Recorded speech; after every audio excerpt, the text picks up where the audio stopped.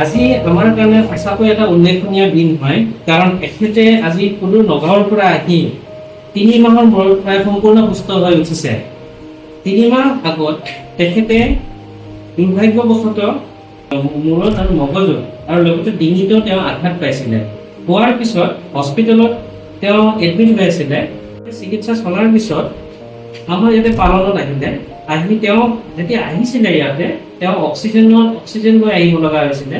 নাকত এডাল rice tube pipe যিদৰে খাব লাগে, আৰু ডিঙিত আপুনি ইংলিছ যিখিনি দেখিছে ইয়াতে ট্ৰেকিঅষ্টমী টিউব বুলি কয়, এইটোতে উশাহ গৈছিলে। তেওঁ নাকেৰে উশাহ ল'ব পৰা নাছিলে, কাৰণ তেওঁ মগজুত দুখ পাইছিলে।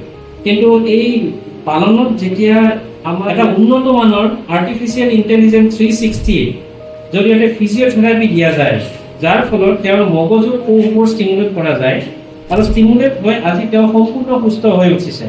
তেওঁ আজি আমাৰ কথাবোৰ ৰেছপণ্ড কৰিব পাৰে, লগতে কথা ক'বও পাৰে, আৰু আজি ফিজিঅ'থেৰাপিৰ ফলত আজি তেওঁৰ এই উশাহৰ যিটো পাইপ এডাল আছিলে ট্ৰেকিঅষ্টমী বুলি কয়, সেইডাল আজি ওলাই দিব পৰা গৈছে। ওলাই দিয়াৰ পিছত আপুনি চাব পাৰে ইয়াতে অক্সিজেনটো তেওঁৰ সম্পূৰ্ণ অক্সিজেন যিটো নৰ্মেল লেভেল সেইটোলৈ আহি গৈছে, তেওঁ নাকেৰে উশাহ ল'ব পৰা হৈছে।